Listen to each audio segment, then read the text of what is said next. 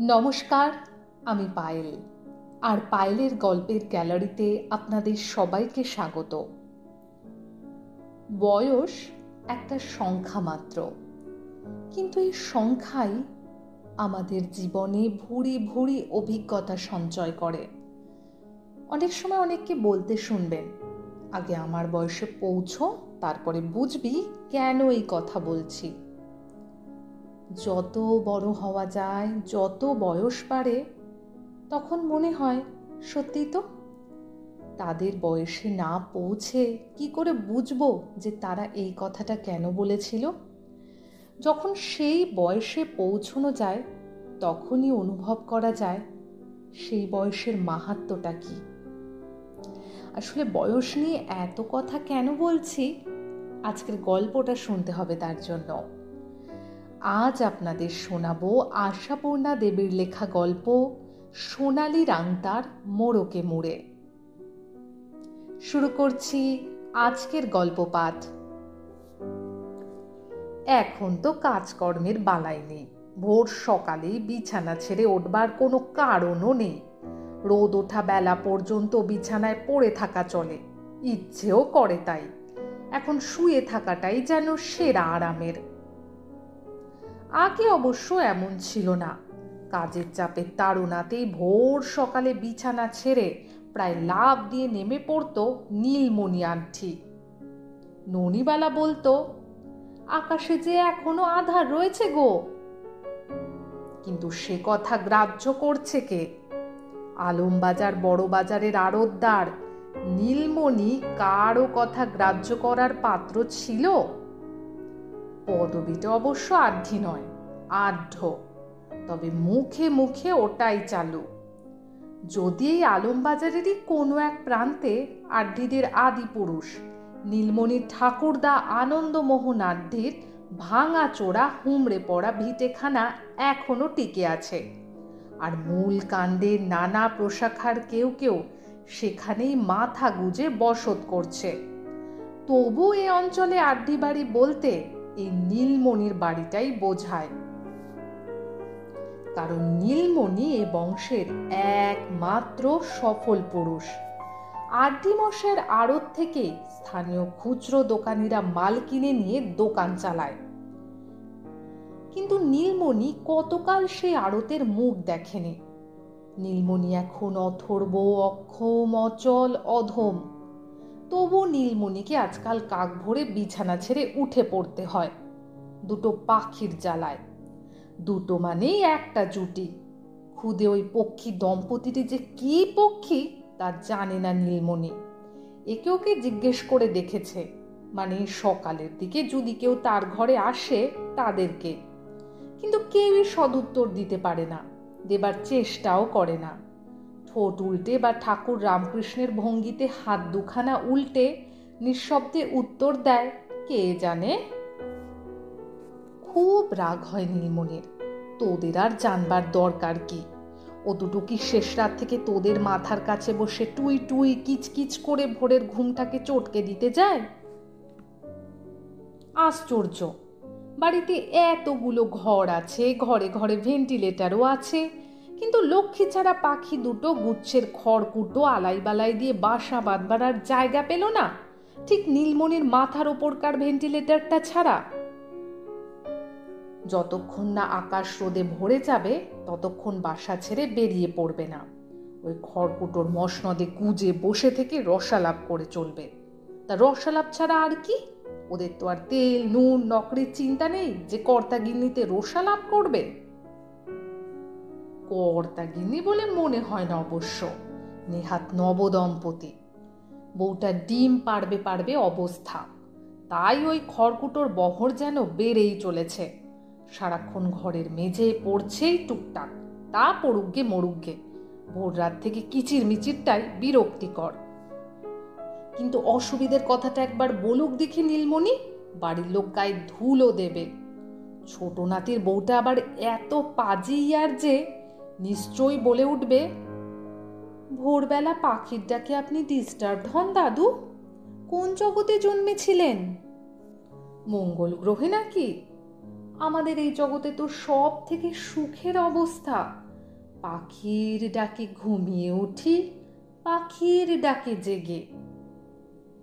আহ্লাদি বর সোহাগী, এ যদি তোর ঘরে তোর মাথার কাছে হতো ঘটনাটা, পয়লা দিনেই ঝুলঝাড়া ঝাড়ুর লম্বা ঠ্যাঙাটা দিয়ে ঠেঙিয়ে বাসাখানা ভেঙে ভেন্টিলেটরের মুখে জাল চেপে পেরেক মেরে দিতিস, বরকে দিয়েই দেওয়াতিস, সোহাগীর ভোরের ঘুমটা যাতে নষ্ট না হয়। হতভাগা বুড়োর ভোরের ঘুমটা নষ্ট হওয়াটা যেন কোনো ব্যাপারই নয়। একটুক্ষণ বালিশে কান চেপে ঘুমটাকে সামলাবার চেষ্টা করে নীলমণি। হয় না। ঘুমটা ঘুচে গেলে আর তাকে ডেকে আনে সাধ্য কি? সেই আগে কদাচ ছুটি ছাটার দিন বেলা অবধি শুয়ে পড়ে থাকবার বাসনাটা কাজে লাগাতে বিছানায় পড়ে থাকলে ননিবালা যদি ভুলে ভুলে ডেকে ফেলতো, কি গো, আজ যে এখনো বিছানা ছাড়ার নাম নেই। রেগে আগুন হয়ে যেত নীলমণি। দিলে তো ঘুমটা দফা রফা করে। ননিবালা হেসে ফেলে বলতো, আহা, একেবারে কাঁচা ঘুমটা গো। তবু যদি না সারা বাড়ির নাকের ডাকে গগন ফাটানো শোনা যেত। তার ননিবালাও তো ওই ছুটকিটির মতোই আহ্লাদি বর সোহাগী ছিল, কিন্তু কি মিষ্টত্ব ছিল তার কথায়, আচার আচরণে। বাড়িতে তো গুরুজন বলতে কেউ ছিল না, চোখে কটু ঠেকবেই বা কেন? আর ওই ছোট নাত বউটা, ডাইনি বায়ে আগে পিছে মাথার ওপরে গুরুজনের শাড়ি, তার মধ্যে থেকেই।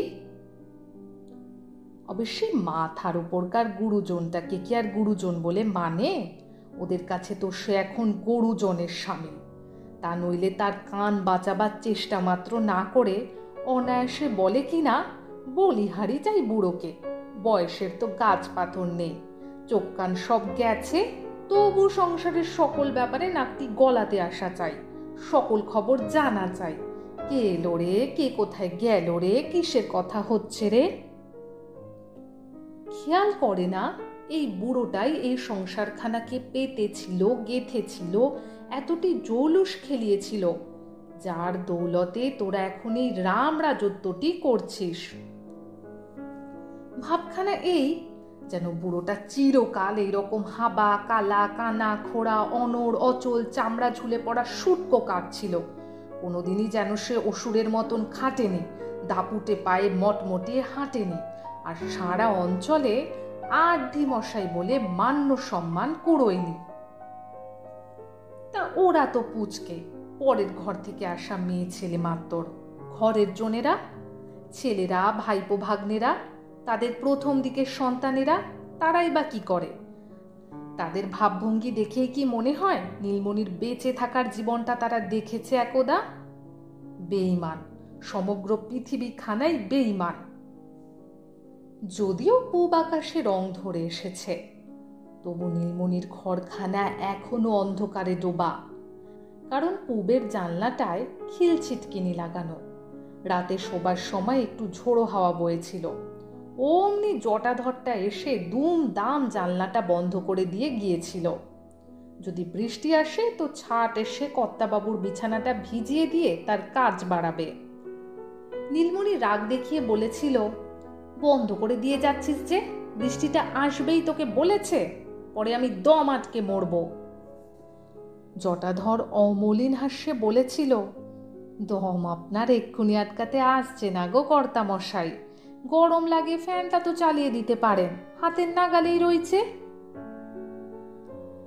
আসলে ব্যাপারটা তাই, মাথার ওপর সিলিং ফ্যানটা থাকা সত্ত্বেও সেটাকে চালু রাখা হয় না নীলমণির ঘরে, কারণ তার বাতিকের শরীর। এই গরম, এই শীত, কে ঘরের মধ্যে বসে থাকবে সারা দিন রাত্রে, পাখা খুলতে বন্ধ করতে, কমাতে বাড়াতে? বড় নাতি তাই বুদ্ধি করে দাদুর মাথার কাছে একটা টুলের ওপর একখানা টেবিল ফ্যান বসিয়ে রাখার ব্যবস্থা করে দিয়েছে। নিজেই তুমি হাতখানা বাড়িয়ে খোলো, বন্ধ করো, কমাও, বাড়াও বুড়ো।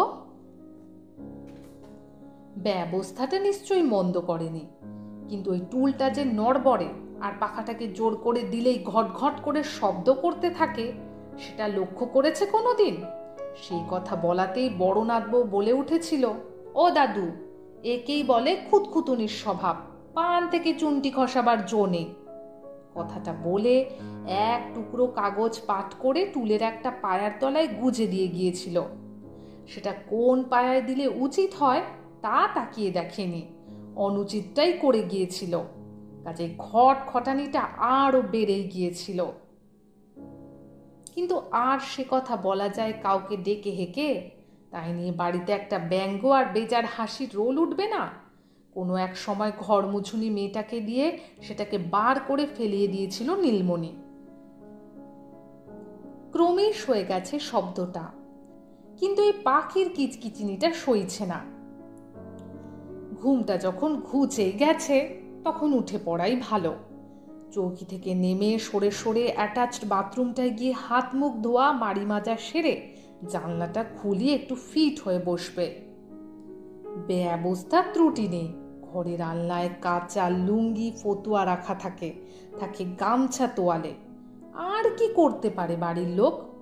তবুও যদি বুড়ো সর্বদা অসুবিধে ভাব দেখায়, কার ভালো লাগে আর কার কত সহানুভূতি আসে? ভাবটা যেন অন্য সব সংসারে গিয়ে দেখে এসো না কোন ঘরের বুড়ো হাবরারা তোমার মতো এমন রাজ সমাদরে আছে। মুখ ফুটে অবশ্য বলে না এ কথা কেউ, কিন্তু মুখের ভাবে তো ফুটে ওঠে। হলেও ছানি ঢাকা চোখ, তবু ওটুকু বোঝবার ক্ষমতা আছে। বুড়োর অথচ সর্বদা চিন্তা, আমি তোদের এত ক্ষীর ছানা মাখন মিছরি চাই না বাপু। 30 টাকা কিলো রাম, 150 টাকা কিলো গাওয়া ঘি, 22 টাকা কিলোর জাম। বরং তোরা আমার অবস্থাটা বুঝতে চেষ্টা কর আর একটু সহানুভূতির দৃষ্টিতে দেখ। কিন্তু সেও তো কথাটা মুখ ফুটে বলে উঠতে পারে না। বলতে গেলে হাস্যাস্পদ হতে হবে আর অকৃতজ্ঞ নাম কিনতে হবে। অথচ সে তো বেশি কিছু চায় না, চায় শুধু সংসারের সবাই তার কাছে এসে একটু বসুক। তার মধ্যে যে কথার সমুদ্র আকুলে বিকুলি করছে সর্বদা, একটা ঢেউ ভেঙে আছড়ে পড়তে চাইছে, সেই চাওয়াটার একটু উপশম করুক। কিন্তু এই সামান্য চাওয়াটুকুই যেন ওদের কাছে অসামান্য। দরজা একবার দাঁড়িয়ে শুধু জিজ্ঞেস করা, কি বুড়ো দাদু আজ কেমন আছো?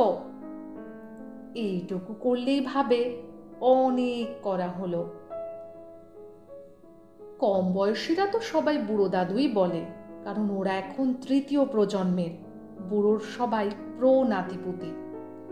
নাতি বলতে বড়টা, যার বয়স নাকি এখন 60 পূর্তে চলেছে, আর ননিবালার শেষ বয়সের ছোট ছেলের ছেলেটা, যার বউটি ওই আহ্লাদি বড় সোহাগী। তারও কি আর মেঘে মেঘে বেলা যায়নি?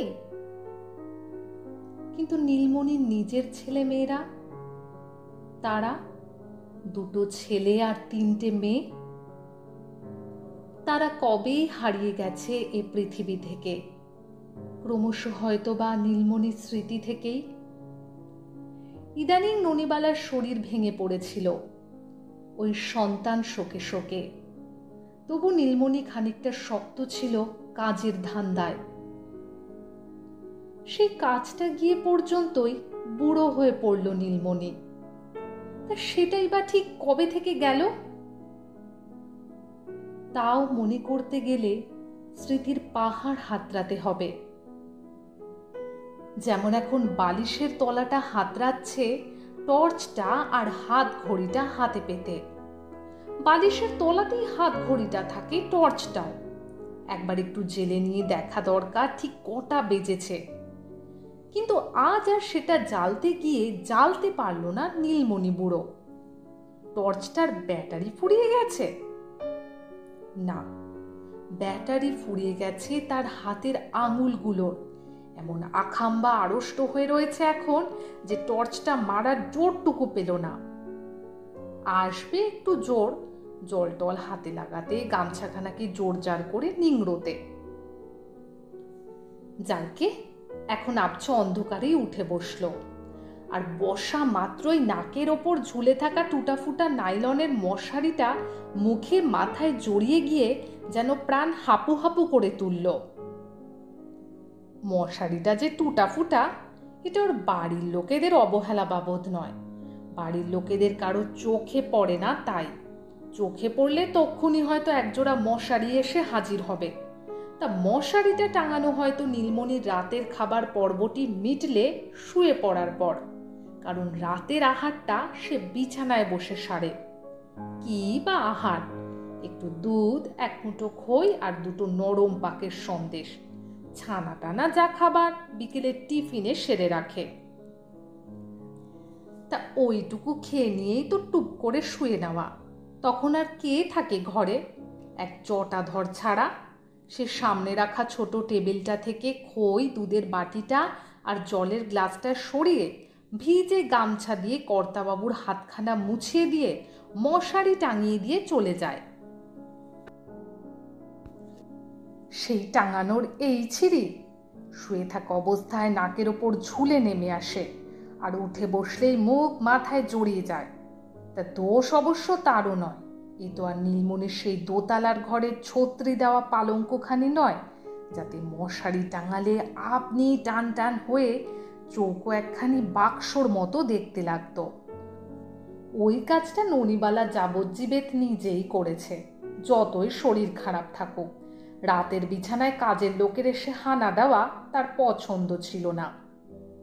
কিন্তু এখন এই একতলার ঘরটায় ছত্রি দেওয়া পালঙ্ক তো আর নয়, স্রেফ একখানা কেঠো চৌকি। আগে বরাবর যেটা বাড়িতে ফালতু লোকজন এলে কাজে লাগানো হতো। নীলমণি তো সেই কবে যেন স্বেচ্ছায় নিচের তলায় নেমে এসে এইখানে নিজেকে প্রতিষ্ঠিত করেছিল। তদ্বতী মশারির চারটে খুঁটকে যেখানে সেখানে আটকে দিয়ে মশারি টাঙানো কাজটা সমাধা করা হয়, ফলে ওই মাঝখানটা ঝুলি হয়ে নাকে নেমে আসা।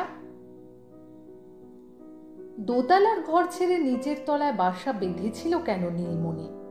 কারণটা অন্য কিছু নয়, একটু মাটির ছোঁয়া পাবার প্রলোভন।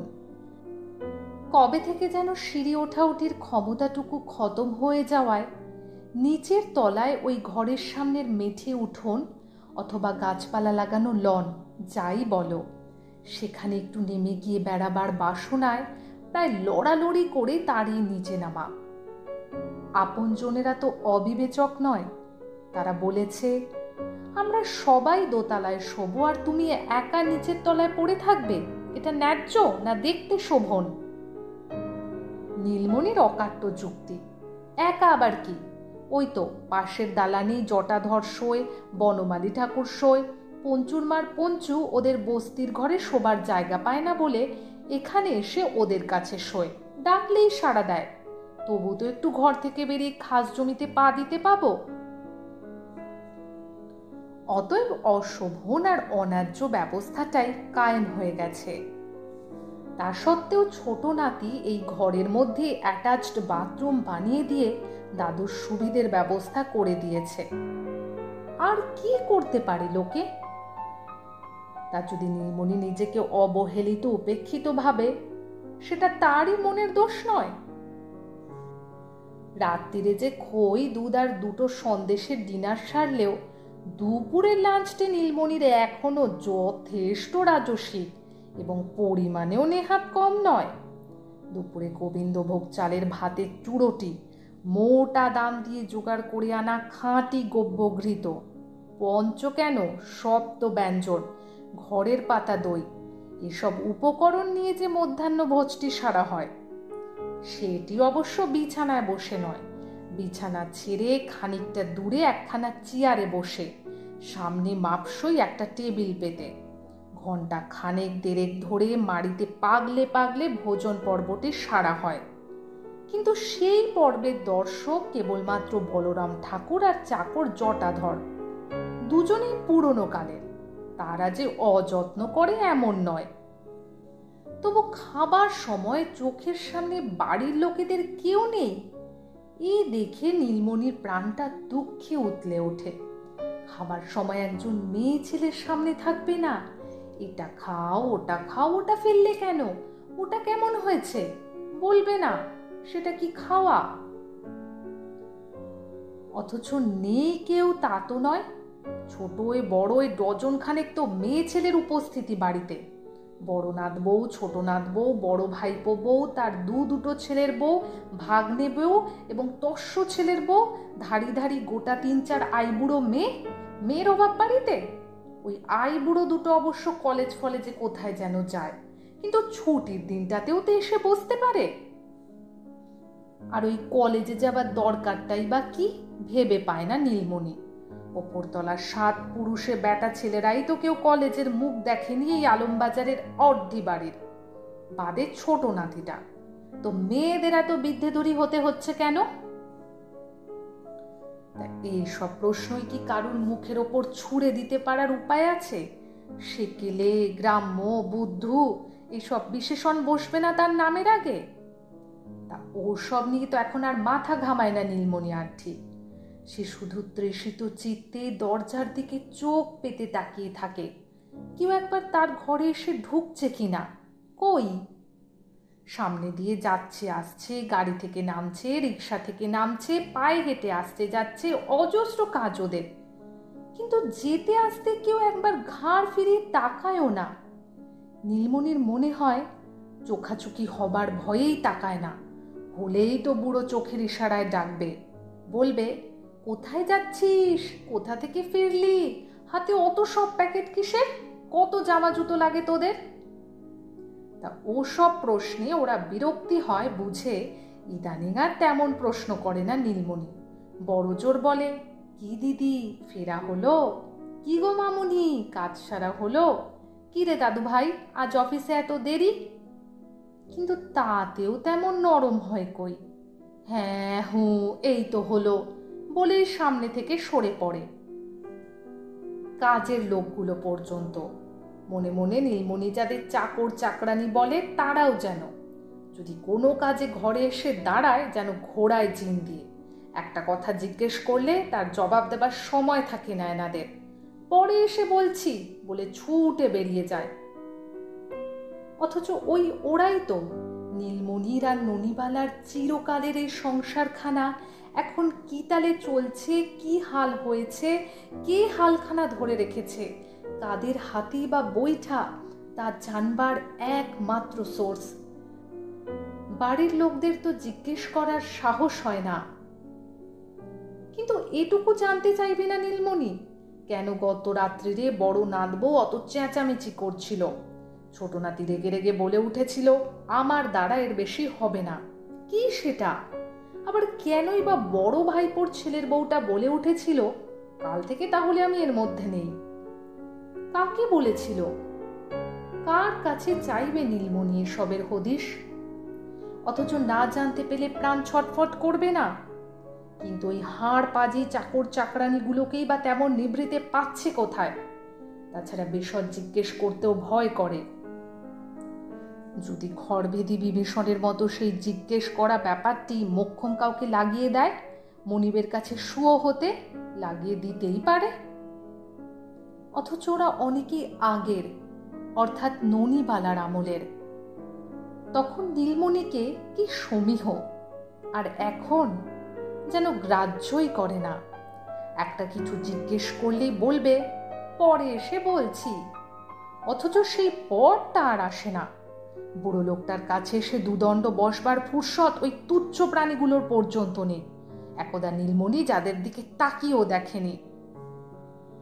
আর বাড়ির লোকদের কাছে, তেমন আপন লোকদের কাছেই যদি সংসার ঘটিত ঘটনাগুলোর সম্পর্কে কিছু প্রশ্ন করে তৎক্ষণাৎ উত্তর পেতে হবে।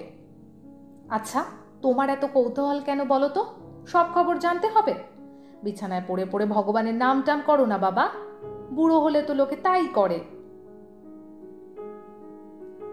শুনে রাগে দুঃখে অপমানে চোখ ফেটে জল আসে। প্রতিজ্ঞা করে আর তোদের কোনো দিন কিছু জিজ্ঞেস করব না। কিন্তু প্রতিজ্ঞা রাখতে পারে কই? বেঁচে থেকে কি মৃতের ভূমিকায় থাকা যায়? অথচ সেটা পারলেই মান মর্যাদা থাকে। মশারির মধ্যে থেকে নিজেকে কোনো মতে হিচড়ে নিয়ে মাথাটা বার করে চৌকির ধারে এসে মাটিতে পা রাখল। চৌকির ধারেই রাখা বেটে লাঠিখানাকে চেপে ধরে পিঠ কুঁজো করে কোনো মতে বাথরুমে গিয়ে মুখ ধুয়ে গামছাখানা ভিজিয়ে গা মুছে পরনের বাসি লুঙ্গি ফতুয়া ছেড়ে আলনা থেকে কাঁচা লুঙ্গি ফতুয়া পরে নিয়ে সরে এসে চেয়ারটায় বসতে গিয়ে কেমন যেন টাল খেলো, বসতে পারল না। আবার সরে এসে মশারির দড়িগুলো টেনে টেনে পটপট করে ছিঁড়ে কুণ্ডুলি পাকিয়ে ঠেলে রেখে আবার শুয়ে পড়ল বিছানায়। শুলেই যেন একটা আচ্ছন্ন ভাব আসে আজকাল, চোখ জুড়ে আসে। এটা কি ঘুম, না অচৈতন্যতার গভীরে তলিয়ে যাওয়া? শুলে এমন আচ্ছন্ন ভাব আসে কেন? মনে মনে ভাবে নীলমণি। অথচ এক্ষুনি যদি ঘরে কেউ আসে, দুটো কথা বলে, একটু মমতার চোখে তাকায়, চাঙ্গা হয়ে উঠবে শরীরটা। তো কে আর আসবে? সেই যখন চা হবে, চা নিয়ে এসে দাঁড়াবে পদ্ম নামের ঘাগরা পরা কাজের মেয়েটা। খ্যানখ্যানে গলায় জিজ্ঞেস করবে, কাত্তা দাদু চার সাথে কি খাবে? কাঁচা পাউরুটি না ঘরে তৈরি লুচি আলু ভাজা? টোস্ট তো চিবোতে পারবে না। প্রায় রোজই এক ধরনের কথা। শুনলেই কেন কি জানি রাগে গা জ্বলে যায় নীলমণির। কেন বাড়ির কেউ এসে বলতে পারে না, দাদু চায়ের সঙ্গে দুখানা বেগুনি খাবেন, না শুধুই বিস্কুট? আলু চচ্চড়ি হচ্ছে, তাও তো একটু খেতে পারেন গরম গরম। শুনলেই কান জুড়িয়ে যেত, প্রাণ জুড়িয়ে যেত। কিন্তু বলতে আসছে কে?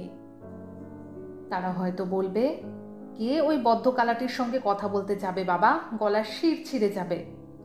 অথচ নীলমণি ওদের বলে বোঝাতে পারে না, দূরে থেকে গলা ফাটিয়ে চেঁচিয়ে না বলে একটু কাছে এসে আসতে বললে, একটুখানি হাতের ছোঁয়া দিলে সহজেই বুঝতে পারে নীলমণি।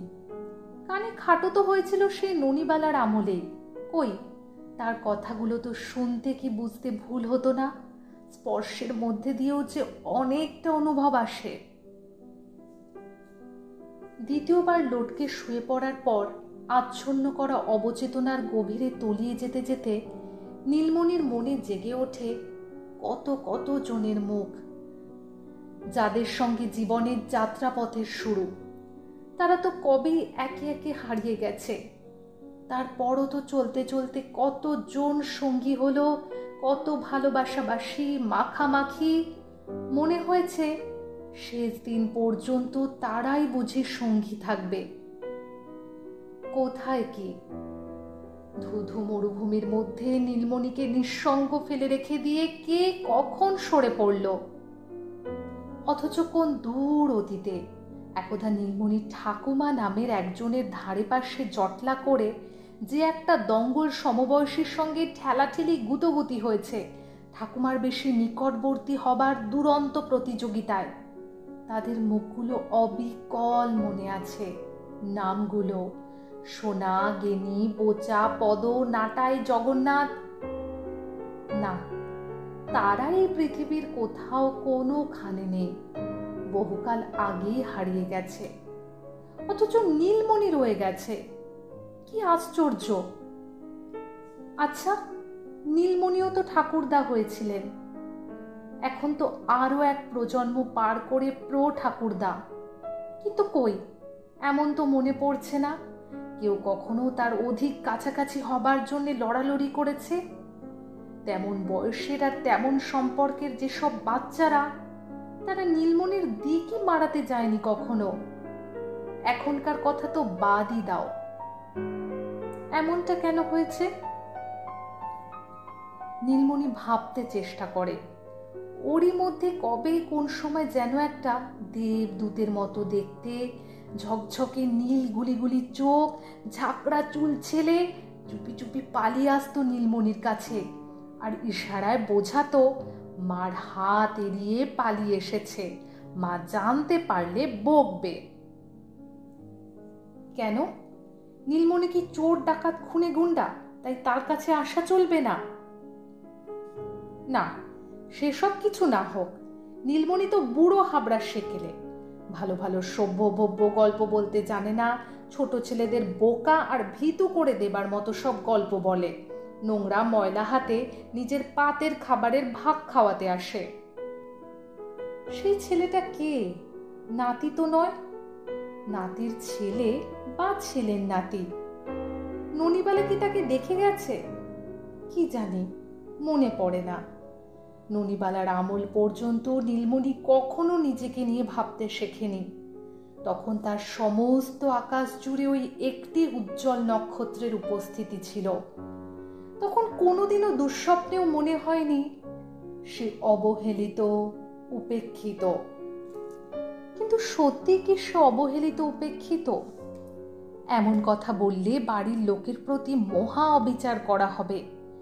এই বৃহৎ সংসার মঞ্চখানার প্রত্যেকটি কুশীলবেরাই তার প্রতি একটু অন্তত ভালোবাসা আছে। সেই ভালোবাসাটুকু হয়তো ঈষৎ করুণা মিশ্রিত। তাতে কি, তার কি দাম কম? বাড়ির প্রতিটি সদস্যের ভালোবাসার নিদর্শন উপহারের বস্তুতে নীলমণির বৃহৎ কাঠের আলমারিটা বোঝায়। এমনিতে পুজোয়, পয়লা বৈশাখে, জন্মদিনে তো বটেই। তাছাড়া যে যখন যেখানে বেড়াতে যায় সেখানকার কোনো না কিছু নিদর্শন নিয়ে সে উপহার দেয়ই। দাদু, বুড়ো দাদু, কর্তা দাদু, ভালো দাদুকে। নীলমণির তো বছরের পর বছর শীত কেটে যায় একটা গলাবন্ধ সোয়েটার পরে, অথচ আলমারিতে গোছা গোছা পুরো হাতা, হাফ হাতা, গলাবন্ধ, গলা খোলা সোয়েটার, পুলোভার, মাফলার। নাতি, নাতনি, নাতবউরা কেউ কিনে এনে দিয়েছে, কেউ হাতে বুনে দিয়েছে, এখনো দিয়ে চলেছে। নীলমণি এখন দামি অ্যাটাচি কেস, শৌখিন মানি ব্যাগ, বাহারি ফোল্ডিং ছাতা নিয়ে কি করবে? সে কথা কে শুনছে? দেওয়ার ইচ্ছেতেই দেওয়া। কেউ যদি ফরেনে যায়, নিদেন পক্ষে নেপাল, ভুটান, দার্জিলিং, শান্তিনিকেতন, দাদুর জন্যে আনবে না কিছু?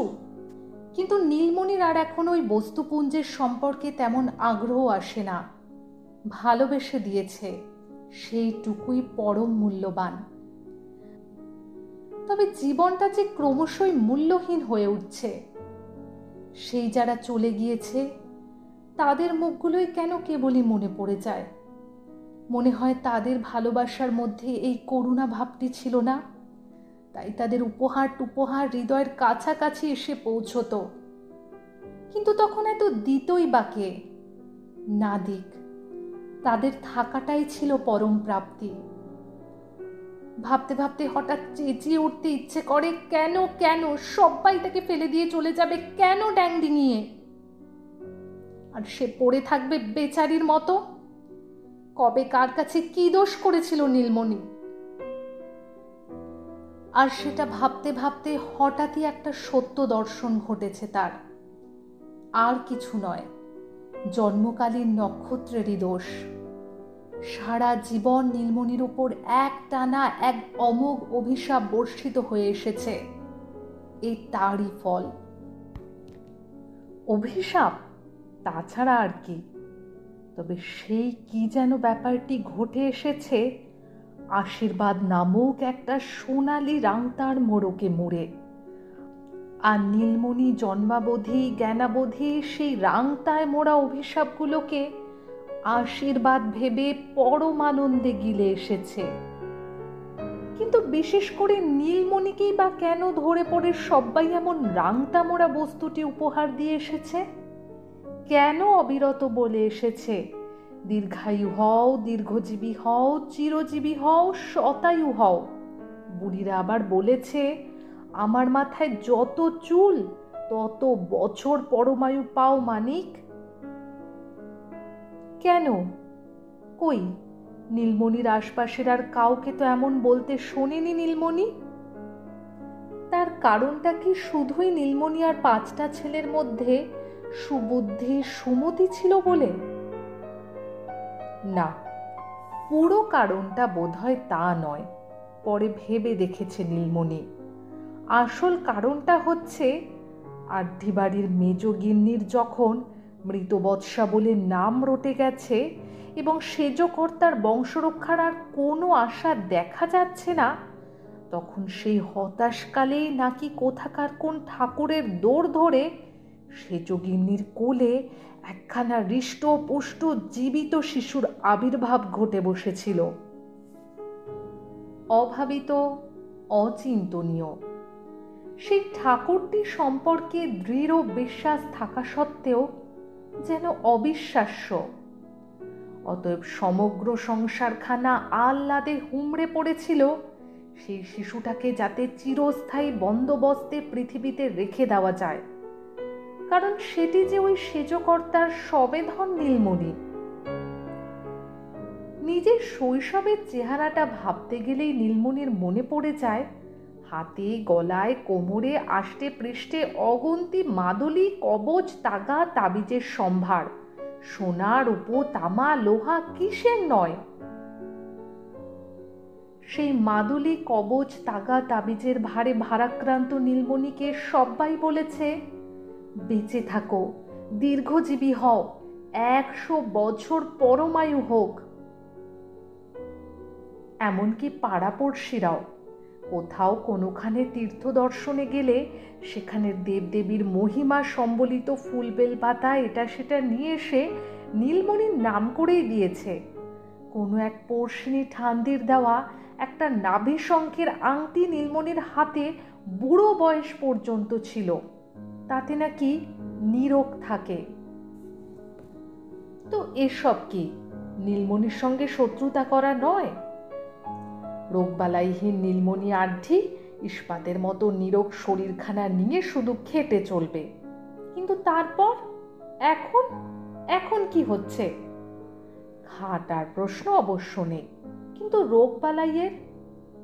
রোগবালাই বলতে কি সত্যি আছে কিছু নীলমণির, যার জন্যে একটা দিনও কারুর মনে হয়েছে কি হয় কি হয়? না, তেমন অবস্থা মনে পড়ে না। ননিবালার জন্যে এবং বাড়ির কত কত জনের জন্যেই তো কত সময় হাসপাতাল, নার্সিংহোমের দরজায় ধর্ণা দিতে হয়েছে। দরজায় এসে দাঁড়িয়েছে স্ট্রেচার, অ্যাম্বুলেন্স গাড়ি, কিন্তু নীলমণির জন্যে কদাচ না।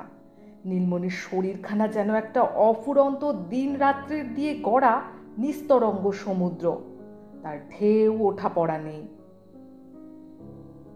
তবে এখন যে অবস্থাটা চলছে তাকে এমন অচল, অধম, অনড় করে রেখেছে, সেটাকে যদি ব্যাধি বলতে হয় তো সে ব্যাধি হচ্ছে বয়স।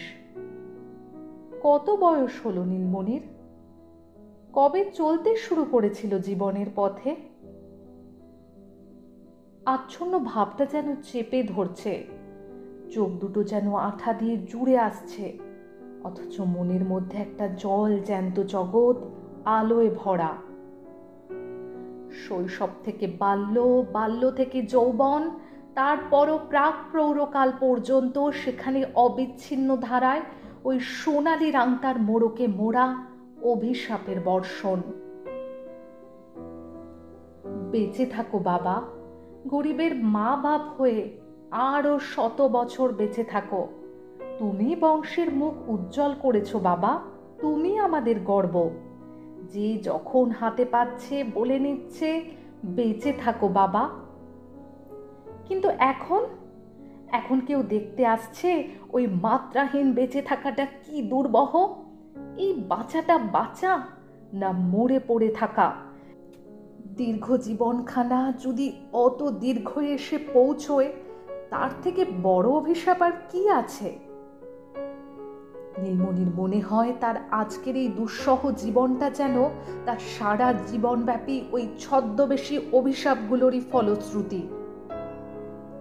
নীলমণির বয়সে সবাই চলে গেছে আরো কত কম বয়সীরা, চলেই চলেছে। সেই চলে যাওয়ার মিছিল দু চোখ মেলে দেখে চলেছে নীলমণি, আর তারপরই আবার খেয়েছে, শুয়েছে এবং বেঁচে চলেছে। কি লজ্জা, কি লজ্জা, কি মর্মান্তিক গ্লানি, কি দুঃসহ। হঠাৎ এক সময় মনে হয় এই ধিকৃত অগৌরবের জীবনটাকে নিজের হাতে শেষ করে দেয়। কিন্তু তারই বা ক্ষমতা কোথায়? গলায় একখানা দড়ির ফাঁস গলিয়ে ঝুলে পড়াই কি সোজা নীলমণির আয়ত্তের মধ্যে? যে নীলমণি হঠাৎ বৃষ্টি এলে হাতের কাছে জানলাটাকে হাত বাড়িয়ে বন্ধ করে দিতে পারে না। এখন মাঝে মাঝে মনে হয় একটুখানি ক্ষমতা থাকতে থাকতেই যদি এই জীবনটা একটা দাঁড়ি টেনে ফেলা যেত। তবে আজ নীলমণি বাসে বিছানায় আবার গড়িয়ে শুয়ে পড়ে ভাবতে থাকে, সত্যি তো আর অমর বর নিয়ে আসেনি। আজ এখনই এই জীর্ণ খাঁচাখানা থেকে প্রাণ পাখিটাকে মুক্তি দিয়ে দাও না ঠাকুর। চোখ বুজে থাকতে থাকতে অনুভব করেছে ভেন্টিলেটরের সেই পাখি দুটো বাসা ছেড়ে আকাশে উড়ে গেছে, আর কোনো কিচকিচিনি শোনা যাচ্ছে না। আহ, কি মুক্ত ওরা! ওই বিরক্তিকর পাখি দুটোকেও হিংসে করতে ইচ্ছে হচ্ছে নীলমণির। ওরা কেমন মুক্ত, স্বাধীন, আর নীলমণি এই মুহূর্তে ওদের মতো আকাশে উড়ে চলে যেতে ইচ্ছে হচ্ছে, অথচ পড়ে থাকতে হয়েছে অনড়, অশক্ত, অসহায়, পরমুখাপেক্ষী হয়ে। নীলমণির ব্যাংকের টাকাটা এখন নীলমণিকে একটু আঙুল নাড়াবারও শক্তি জোগাতে পারছে না। পুটুলির মতো গুটিয়ে শুয়ে পড়েছে, হাতটা পাটা একটু ছড়িয়ে অবস্থাটা ঠিক করে নিতে পারছে না। অপেক্ষা করতে হচ্ছে, কে কখন ঘরে আসবে তাকে বলতে হবে, ঘাড়ের কাছ থেকে এগুলো একটু সরিয়ে ঠিক করে দে রে বাবা। কি দৈনাবস্থা! কে জানে কতক্ষণ পরে এলো একজন। কোন জোনার? সেই পদ্ম খ্যানখ্যানে গলায় বলে উঠল, মা, ই কি কাণ্ড! কর্তা দাদু এখনো ঘুমাচ্ছ? বলি আজ আর চাটা খাবেন না নাকি? 3 বার ধরে চায়ের পাট হয়ে গেল, আনবো এখন না আরো ঘুমাবেন? হি হি হি। নীলমণির ইচ্ছে হলো দরাম করে উঠে বসে ঠাস করে ওই বেসহবত মেয়েটার গালে একটা প্রকাণ্ড চড় কষিয়ে দেয়। কিন্তু ইচ্ছে হলেই তো আর হলো না, কুজোরও তো চিত হয়ে শোবার ইচ্ছে হয়। ইচ্ছেটা না মেটায় কাঠ হয়ে শুয়ে থাকলো বুড়ো, না নড়াচড়া না কথা। মেয়েটা আবারও একটু বেশি কাছে এসে বলে উঠল, কর্তা দাদু, কথা বলছো নি কেন? চা না খাবে তো চিনির শরবত খাবে? নীলমণি তবু চুপ। উত্তর দেব না ওর কথায়। ওই পাজিটা ছাড়া বাড়িতে আর কেউ নেই নাকি? আসুক আর কেউ। তা এলো। মেয়েটা খানিকটা পিছিয়ে গিয়ে চেঁচিয়ে কাকে কিংবা কাদের যেন বলে উঠল, ওগো, আপনার একবার এদিকে এসো তো, দেখেন কর্তা দাদু নড়ছে চড়ছে না, কথা বলছে না। নীলমণি চোখ খুলবে না, নাকি খুলতে পারছে না? পারছে নাই। চোখ দুটো যেন আঠার মতো জুড়ে আছে, অথচ অনুভব করতে পারছে ঘরের মধ্যে অনেকগুলো পায়ের শব্দ, অনেকগুলো উপস্থিতি। কি হলো কর্তা দাদু, শরীর খারাপ লাগছে? কে বলছে কথাটা? এমন হেরে হেরে গলাটা কার? নীলমণি চোখটা খুলবার চেষ্টা করে, তবু জড়িয়ে আসে। মনে হলো কবজির ওপর কার দুটো আঙুলের স্পর্শ। কার? ছোট নাতির না বড় ছেলের নাতিটার? সেটা ডাক্তারি পড়ছে না? নীলমণির হঠাৎ একটা দুষ্ট বুদ্ধি মাথায় এলো। আহা, চোখটা খোলবার চেষ্টা নাই বা করলাম, দেখি তো কে কি বলা বলি করে। ওরা ভাববে আমি শুনতে পাচ্ছি না। তাই থাকে। বড় ছেলের নাতিটাই বলল, না, ভাবনার কিছু নেই, পালস ঠিক আছে, হার্টবিট ঠিক আছে। এতখানি বেলা অবধি খাননিও তো কিছু, তাই হয়তো ঝিমিয়ে গেছেন। কেন খাননি কেন? কেন আর ঘুম ভাঙেনি এতক্ষণ, কতবার তো দেখে গেছে চা নিয়ে। না, আর ঘুমানোর দরকার নেই, একটা কিছু খাওয়ানো হোক। ও কর্তা দাদু, আর কত ঘুমোবে? ওঠো এবার, আমাদের যে ভাবনা ধরিয়ে দিচ্ছ। নীলমণির হঠাৎ ভারী একটা ভালো লাগার ভাবে মনটা জুড়িয়ে যায়। জোর করে চোখের পাতা দুটোর আঠা ছাড়ায়। আস্তে বলে, ভাবনার কি আছে? বুড়ো এখনই গেলেই তো মঙ্গল। খুব মৃদু, তবু বুঝতে আটকায় না ওদের। কি একজন অলক্ষ্যে অস্ফুটে বলে ওঠে, বললাম না সব ঠিক আছে, জ্ঞান টনটনে। লোকগুলোকে আলাদা করে চিনতে পারা যাচ্ছে না, কারণ চোখ দুটো জল ভরা ভরা হয়ে আবৃত হয়ে রয়েছে। তবু নীলমণির সামনের জনটাকে চেনবার চেষ্টা করে। মেজ ভাগ্নের সেই মস্তান নাতিটা না, তার দিকে তাকাবার চেষ্টা করে বলে, আর কি, এবারে কোমরে গামছা বাঁধো। দেপু ছেলেটা বলে ওঠে, সে কি কর্তা দাদু, এখনই না, না এমন অকালে যেতে দেব না তোমায়, থেকে যাও আর গোটা কতক বছর আমরা খুব ঘটাপটা করে তোমার সেন্টিনারি করব, ঠিক করেছি। একটা নারী কণ্ঠের অস্ফুট উক্তি শোনা গেল, তবে আর কি, ওই প্রার্থনাই করো, তাই হবে, দেখতেই পাওয়া যাচ্ছে। এই সরকার অস্ফুট মৃদু নারী কণ্ঠ, নারী কণ্ঠই কি সবচেয়ে কঠিন কঠোর হয়? নীলমণির মনে হলো কে যেন তার বুকের ওপর ধাই ধাই করে দুটো হাতুড়ির ঘা বসিয়ে দিল, লোহার হাতুড়ি। আচ্ছা, নীলমণির বুকটা কি দিয়ে তৈরি? স্টিল, পাথর, না আরো শক্ত কিছু দিয়ে? এমন কত কত হাতুড়ির ঘা হয়ে আসছে কত কাল থেকে। এই এখন যখন মনে হচ্ছে যেন অচৈতন্যের গভীরে তলিয়ে যেতে বসেছে, যেন আর ফিরে আসতে পারবে কিনা সন্দেহ, এখনো ওই প্রচণ্ড দুটো ঘা দিব্যিষ হয়ে গেল, ফেটে চৌচির হয়ে গেল না? অথচ হ্যাঁ, মগ্ন চৈতন্যের মধ্যেও মনে পড়ে নীলমণির অনেক আগে অনেক সময় ননিবালার শখে আর জেদে বায়োস্কোপ দেখতে হয়েছে নীলমণিকে। তখন কত কত যেন ছবিতে দেখছে বাড়ির হোমরা চোমরা ইহা চেহারা কর্তা হঠাৎ কার কি একটা অপমানজনক শক্ত কথায়, কি কোনো একটা বিরুদ্ধ কথায় ও বলেই বুকটা একবার চেপে ধরে লুটিয়ে পড়ল, ব্যাস সঙ্গে সঙ্গে ফিনিশ।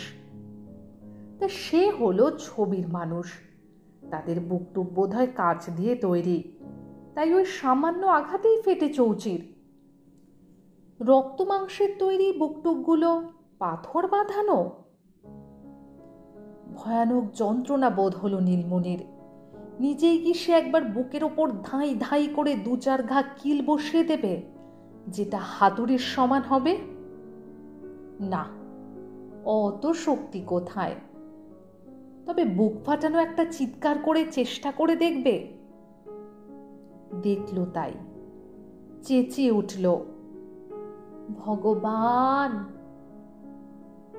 অনেকগুলো উৎকণ্ঠিত স্বর একযোগে বলে উঠল, ও দাদু, ও কর্তা দাদু, কি হলো?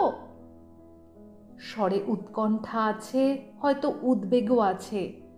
রোগীর চেহারাখানা যেন ভালো ঠেকছে না, চোখ দুটো যেন ঠেলে বেরিয়ে আসতে চাইছে। অনেকের মধ্যে চোখে চোখে ইশারা হয়।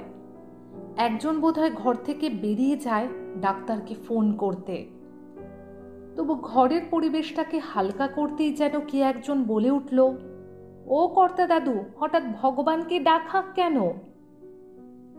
একটা ভাঙা বাঁশের বাঁশি থেকে বেরিয়ে আসা স্বরের মতো কেমন একটা চেরা ফাটা স্বরে একটা কথা উচ্চারণ করে ওঠে, ভগবানকে বলছি।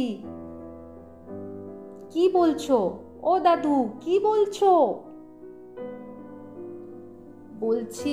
বলছি তোদের সব্বাইয়ের ভালো করুন। ছেলেটা বোধহয় ঘরের হাওয়াটা একটু হালকা করতে বলে ওঠে, সে ভদ্রলোকের ভালো করবার ক্ষমতার নমুনা তো দেখছি জীবনভর, তার কথা থাক, তুমি বরং কিছু বলো। সকাল থেকে তো খাওনি কিছু, খাবে কিছু? কি খেতে ইচ্ছে করছে বলো। একই সঙ্গে কে যেন আরো কাছে এসে ঝুঁকে পড়ে বলে, কষ্ট হচ্ছে কিছু? ডাক্তারবাবুকে ডাকতে গেছে, এক্ষুনি এসে পড়বেন। ঝুলে পড়া ভুরু জোড়াটা একবার বিরক্তিতে কুঁচকে উঠল। মুখ থেকে দুটো কথারই উত্তর বেরিয়ে এলো একই সঙ্গে, দুধ, আমি আশীর্বাদ করে যাচ্ছি। সেই ঠেলে বেরিয়ে আসতে চাওয়া চোখ দুটোকে সমবেত সকলের ওপর বুলিয়ে নিয়েই বুঝে ফেলে বিড়বিড় করে কি যেন একটা বলেই হঠাৎ একটা হেঁচকি তুলে একদম স্থির হয়ে যায় নীলমণি আঢ্য নামের পরিচয়বাহী ৯৬ বছরের পুরনো জীর্ণ কাঠামোখানা। সঙ্গে সঙ্গে সারা ঘরে একটা কলরোল উঠল। একান্ত অবধারিতের আবির্ভাবও এমন একটু কলরল ঘটায়। সেই কলরলে কেউ আর খেয়াল করল না সে সময় সকলকে কি আশীর্বাদ করতে চেয়েছিল লোকটা। সে সম্পর্কে তেমন কোনো গুরুত্ব বোধ হইল না কারুর শেষ বাণী বলে। যদি কেউ খেয়াল করত তাহলে শুনতে পেত, বুঝতে পারত আশীর্বাদটা হচ্ছে, সবাই তোমরা যেন আমার মতো পরমায়ু পাও। কিন্তু কেন? কতকাল থেকে যেটাকে ভেবে এসেছে আশীর্বাদের সোনালি রাংটায় মোড়া ভয়ঙ্কর অভিশাপ, সেইটাই কেন উচ্চারণ করে বসল তার একান্ত প্রিয়, একান্ত স্নেহভাজন, একান্ত আপনজনদের উদ্দেশ্যে? এ কি কোনো পঞ্জীভূত আক্রোশের অভিব্যক্তি? না না, তেমন নিচমনা ছিল না নীলমণি আন্টি। এখন তো ছিল নাই বলতে হবে। কোনো আক্রোশ নয়, এ শুধু তার তিলে তিলে সঞ্চিত একটা বাসনার অভিব্যক্তি, যে বাসনাটি সঞ্চিত হয়েছিল প্রতিক্ষণের যন্ত্রণা জর্জর অনুভূতি থেকে। নিজেকে অবান্তর বলে ভাববার, অপ্রয়োজনীয় বলে ভাববার, অন্যের ভার বলে ভাববার, আর সকল প্রকার অধিকারহীন অসহায় ভাববার যে কি যন্ত্রণা! একটু অভিমান এলে কি দূর ছাই, না খেয়ে পড়ে থাকি বলতে পারার ক্ষমতা ছিল তার? একটু অপমান বোধ হলে দূর হোক, কোথাও চলে যাই ভাবতে পারার ক্ষমতা? তাই না যখন তখন আবেগ উতলে উঠেছে, বলে উঠেছে, আমার মতন বয়স হলে আমার অবস্থা বুঝবি। তা সেটাই তো মানব সত্তার প্রধান প্রেরণা, অন্যে আমায় বুঝুক, না বোঝাতে পারাই যন্ত্রণা। কিন্তু কে আর সেই যন্ত্রণাটা বুঝতে চেষ্টা করছে? ওরা ধরে নিয়েছে এটা বুড়োর স্বভাবগত বাতিক। মুখের ওপর হিহি করে হেসে বলেছে, তোমার মতো বয়স, পাগল নাকি? বাবা নমস্কার, বোঝবার জন্যে থাকছে কে? সেই হাসির জ্বালাটাই কি মরণকালে নীলমণিকে এমন একটা নীচ কথা বলিয়ে বসল? নাকি সেসব কিছু না, এ হচ্ছে সেই চিরন্তন সংস্কার, যে সংস্কারে আশীর্বাদের জন্যে বরাদ্দ করা পরিচিত বাণীটি উচ্চারণ করিয়ে ছাড়ল তাকে শেষ সময়ে। কেমন লাগলো আজকের গল্প পাঠ? বুঝতে পারলেন তো বয়স নিয়ে কেন গল্পের শুরুতে এত কথা বলছিলাম? নীলমণি বাবুর বয়সে পৌঁছে তার মনে কি চলছে, কি তার ভালো লাগছে, কি তিনি চাইছেন, সেটা বোঝা তার বাড়ির অন্যান্য সদস্যদের পক্ষে একটু অসম্ভব বটে। তবে চেষ্টা করলে হয়তো তারা বুঝতেন নীলমণি বাবু কি চাইছেন। আসলে এরকমটা আমাদের সাথেও হয়, একটু ভেবে দেখবেন। আমরা এখন নিজেরা ছুটে বেড়াতে পারি, যেখানে ইচ্ছে যেতে পারি, যেটা ইচ্ছে খেতে পারি, মাঝে মাঝে কিন্তু মনেই হয় কাউকে দরকার লাগবে না।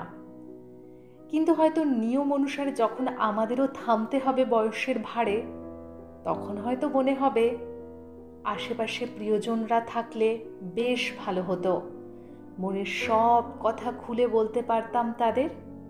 নীলমণি বাবুরও হয়তো ঠিক তাই হয়েছিল। যদি আমার গল্পপাঠ ভালো লাগে আর এই গল্পটা ভালো লাগে, তাহলে লাইক আর কমেন্ট করতে ভুলবেন না। আর যদি ভালো লাগে চ্যানেলটা সাবস্ক্রাইবও করবেন কিন্তু। আজকের মতন আসছি, আমারও একটা অন্য গল্প নিয়ে হাজির হয়ে যাব। ভালো থাকবেন। নমস্কার।